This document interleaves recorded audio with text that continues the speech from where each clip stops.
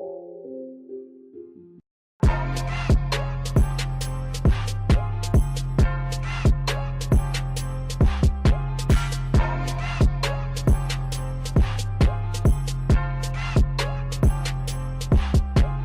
going on, guys? Alison here. Welcome back to Goal. Now, the World Cup is officially over, and we're in that time when there's like no football at all. We don't know what to watch. We don't know what to do with ourselves. It's like transfer time and rumors and gossip, all of that good stuff. But there's still a lot of news going on and things that we can talk about in the world of football. So let's get right into it. So first off is like the residue and the celebrations from the French team after winning the World Cup. Of course, even when it stops on social media, it's not going to stop in the locker room. So these guys' teammates are going to have to deal with them celebrating this win for a long time. Even when we're not seeing them post stuff on Instagram, their teammates are still going to have to deal with it. They're going to hear it. Every comeback is going to be like, oh, but I won the World Cup though.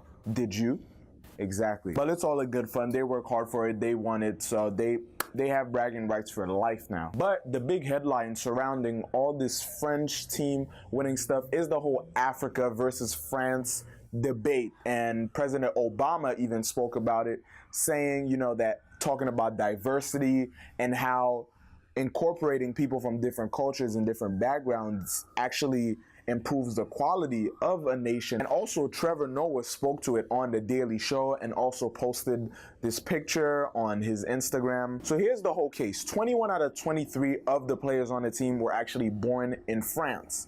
And out of those 21 players, 15 of them have African parents. Now, even though they were born in France, these guys were surrounded their whole life by African culture. It's not like their great-grandparents were from Africa. No, these guys were raised by African parents. They listen to African music just as much as they listen to French music. They know the dances, the languages, all of that good stuff. They eat the food. So, in essence, they're African. Of course, they're born in France. They speak French. They're French, but they have strong African background, and their ethnicity is, from whatever African countries they're from, because Africa is a continent and it's so vast and they have different customs in each country, but these guys are, in essence, African. That's not denying that they're French, but the whole debate, it kind of started out as a joke, but it ended up being more political because in France, just like in the US, there are a lot of people who are against immigration.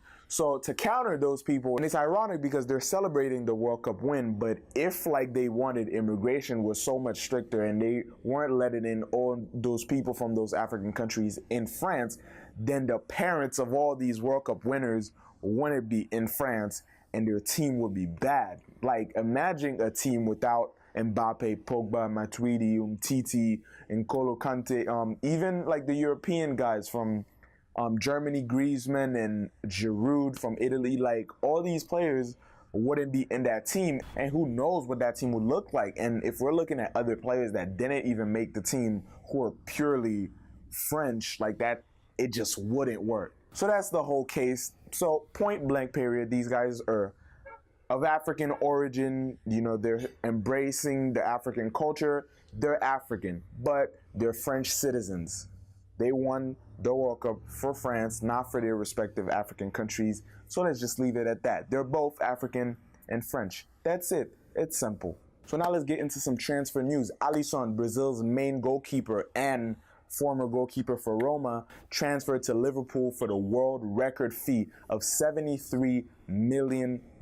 He's now the most expensive goalkeeper of all time. And before him was Alison, which is also Brazilian goalkeeper, and now he also plays in the Premier League. So Premier League now has the two most expensive goalkeepers of all time. And this news was brewing for a while, so it didn't come as a big surprise, and it's kind of ironic because for a while Klopp was saying he's not going to spend so much money on players, and now he has the world's most expensive defender and the world's most expensive goalkeeper, Alison. So it's kind of ironic, but sometimes you have to make those big money moves. After Karius had that big screw up, and it's not that one thing, Karius and Mignolet haven't had the best season in the Champions League and in the Premier League. I'm rooting for Karius to kind of redeem himself and really give Alison a run for his money so he doesn't just come in and take his #1 spot.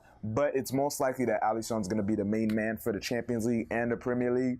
But it's not over yet. You know, Carrier still has some time to redeem himself and show that he can really put up for his team and patch up all those mistakes that he's made in the past, and that one big mistake in the Champions League final. And we already know that Ronaldo has moved to Juventus officially this week. He went over there in Turin and, you know, was introduced to the fans, to the club. He's already bought a house over there and all that good stuff. 24 hours into being transferred to Juventus, the team made like $500,000 worth of jersey sales. Just him coming to Juventus made them like an insane amount of money within a week. So that's crazy. So now, you know, he's really got to put up on the field and really perform and bring in those trophies. At the end of the career, that's what's going to matter. It's the wins, the goals, the assists, and the trophies. So now the biggest challenge is actually showing what he's worth in yet another league. And I think he'll be fine. I think he'll have some time to adjust, but in the end, he'll have a decent season. I mean, I'm not expecting him to win the Champions League off the bat, but the league has a pretty good chance of winning that, especially since Juventus have been on top for a couple years now. Napoli, you know, keeps slipping up, but this year might be a bit tougher for them. It's never secured in those leagues. It's not like La Liga, no offense. And he's done so much for Real. I haven't seen any hate towards him for leaving or anything like that, so it's all good between him and the club. He's done his job, and now it's on to the next chapter. And since he left, coming in, Vinicius Jr, Brazilian 18-year-old player coming from Flamengo into Real Madrid, and he started this week kind of training with the first squad.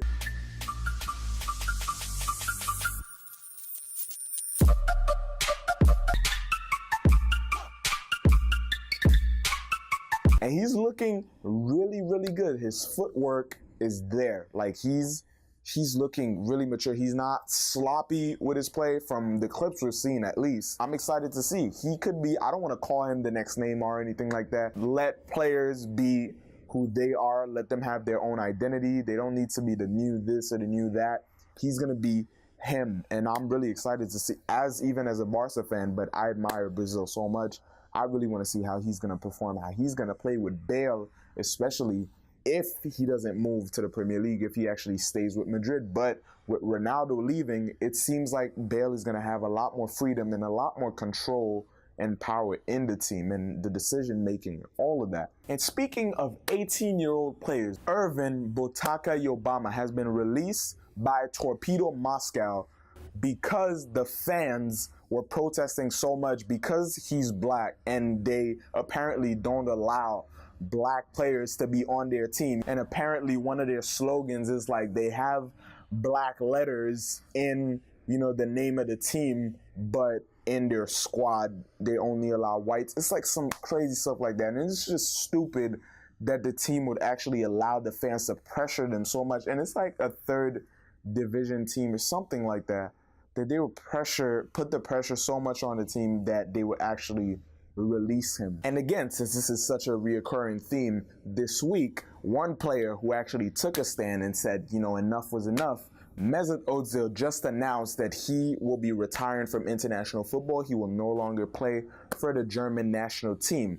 Here's why. Mesut Ozil is from Turkey, but he's a German citizen, you know, so he has half in Turkey and he's half in Germany, but he's decided to play for the German national team, but he still loves his Turkish roots. And recently, he took a picture during an event with the Turkish president. German team and the German fans and everybody didn't really appreciate that. And there was a lot of backlash from it, a lot of hate, and they were cursing him out, really disrespecting him, and there was, you know, a lot of blaming him for the recent failures in the World Cup. And Ozil took to Instagram and posted this 3-part letter that he wrote explaining all of the events, all the backlash he's been getting all his thoughts out. And at the end of the letter, he announced that he will no longer be playing for the German national team. And he's right for it. Sometimes you just have to take those drastic stances against these acts of racism. I'll link the letter down below so you guys can read it for yourself, but it's just unacceptable. And sometimes you have to, you know, throw it back in their face and say, I'm not going to stand here and just take this. And unless you can take really direct action, sometimes you just got to remove yourself from the situation and say, I'm out. But just so we end on a positive note, with all the flopping that Neymar did during the World Cup, he got some heat for it, and then came the whole, I talked about it, the Neymar challenge and all of that, but he's actually embracing it. He sees the humor in it, he sees the funny side, and he met a bunch of kids, and